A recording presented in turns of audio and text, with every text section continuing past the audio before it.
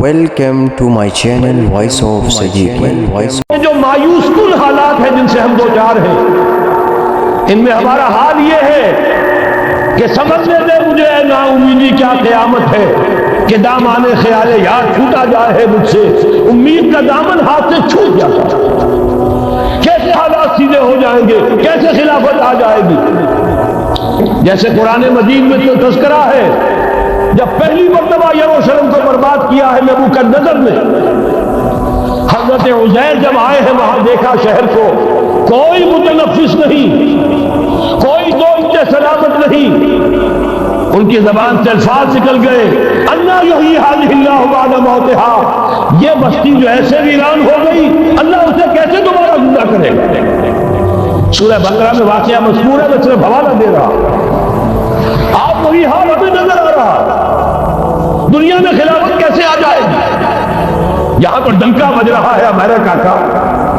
یہاں تو طاقت وہ ہے، اسرائیل کا خنجر جو ہے عالم عرب میں بھوکا ہوا ہے، اور غیر عرب مسلم ورلڈ میں بھارت کا خنجر، اور دونوں خنجر کا نشان ہے۔ کبھی نقشہ دیکھا ہو، اسرائیل تو واقعتاً خنجر کے مانند تھا، جب تک یہ ویسٹ بینک شامل نہیں ہوا تھا اس کی شکل بالکل خنجر تھی، اوپر دستہ اور نیچے وہ پھل، عالم عرب کے سینے میں پیوست۔ یہی بھارت کا حال ہے، آپ نقشہ دیکھیے، کشمیر خنجر کے دستے کے مانند ہے اور نیچے وہ تکون جا رہی ہے، اور اسی نے جدا کیا ہے عالم اسلام کا ایک حصہ جو مغربی پاکستان کے ساتھ ہو گیا، اور وہ جو بنگال مشرقی پاکستان سے ہوتے ہوئے انڈونیشیا ملائیشیا علیحدہ ہو گئے۔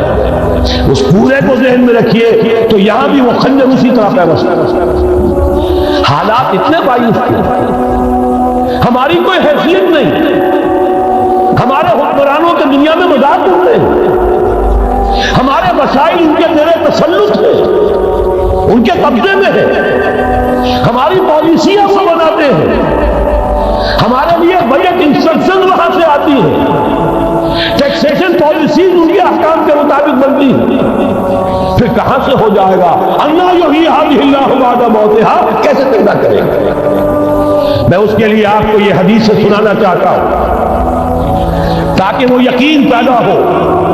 ایمان بالغیب جو پہلی شرط ہے قرآن مجید کی ہدایت سے استفادے کی، الف لام میم ذالک الکتاب لا ریب فیہ ھدی للمتقین الذین یؤمنون بالغیب۔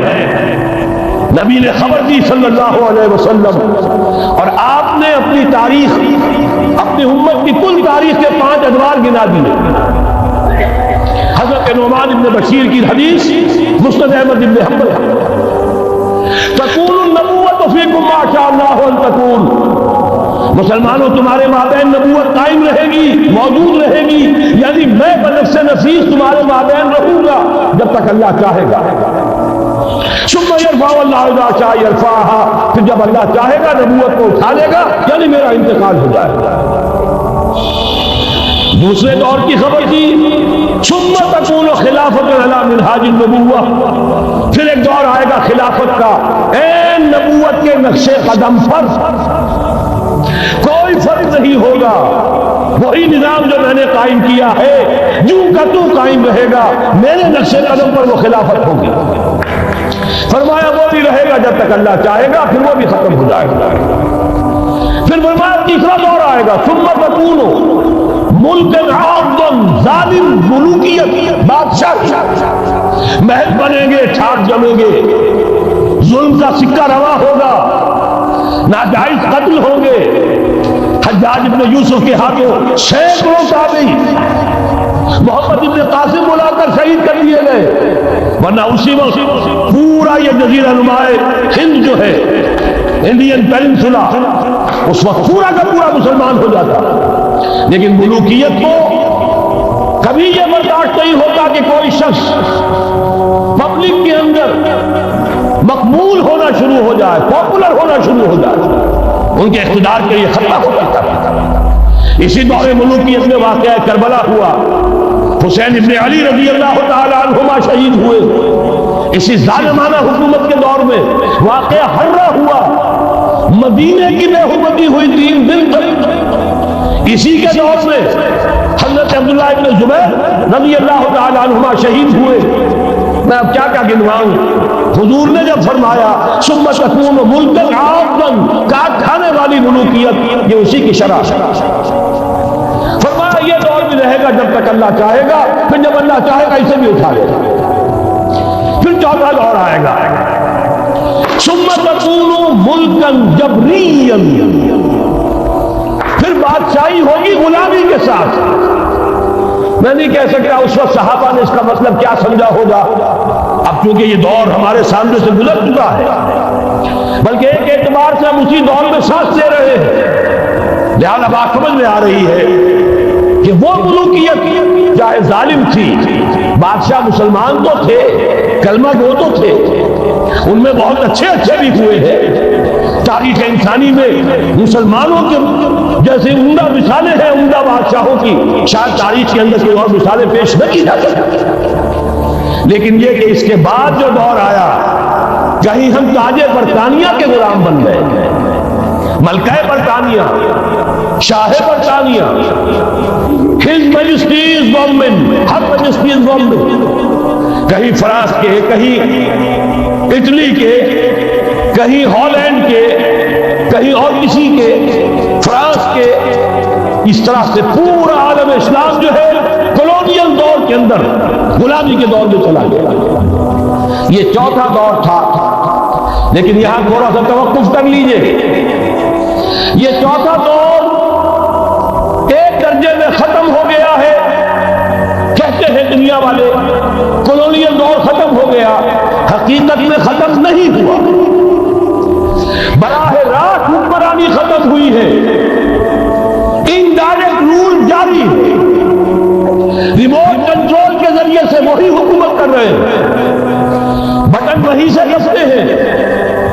ہم جا کر جھولیاں انہی کے سامنے پسارتے ہیں، انہی سے کبھی سرمایہ کاری کی بھیک مانگتے ہیں، کبھی قرضوں کی بھیک مانگتے ہیں، ان کے چشم و ابرو کے اشاروں کے منتظر رہتے ہیں.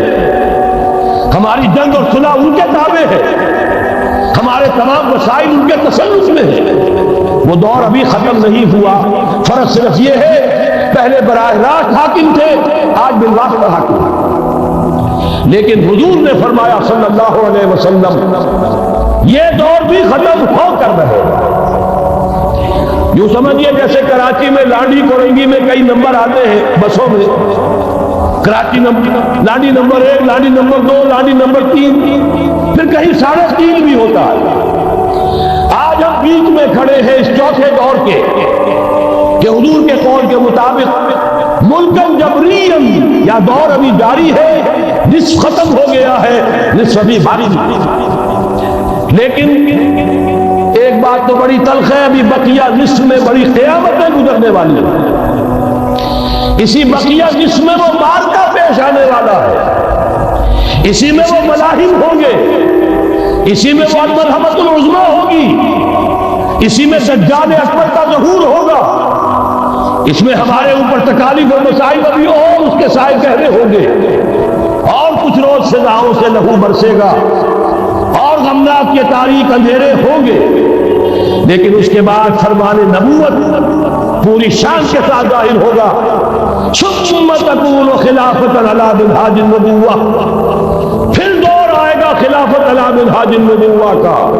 دوبارہ وہی دور، بین ہی وہ نظام جو محمد رسول اللہ نے قائم فرمایا صلی اللہ علیہ وسلم، دنیا میں دوبارہ قائم ہو کر رہے گا. میرے کئی دوستوں نے کہا ہو کر رہے گا، میں یقین کے ساتھ کہتا ہوں ہو کر رہے گا. صرف یہ کہ ہم یہ نہیں کہہ سکتے ابھی اس میں کتنی دیر ہے. جیسے قرآن مجید میں کئی جگہ حضور سے کہلوایا گیا، نبی کہہ دیجیے ان ادری اقریب ام بعید ما توعدون، لوگوں جو وعدہ تم سے کیا جا رہا ہے یہ تو میں نہیں کہہ سکتا، وہ جلدی پورا ہوگا یا دیر میں ہوگا، ضرور پورا. ان اللہ لا یخلف المیعاد، اللہ تعالیٰ اپنے وعدے کی خلاف ورزی نہیں کرے. تو محمد رسول اللہ صلی اللہ علیہ وسلم کی دی ہوئی نوید، دوبارہ خلافت علی منہاج النبوہ کا نظام قائم ہوگا. Thanks for watching. Like, comment and share, subscribe now.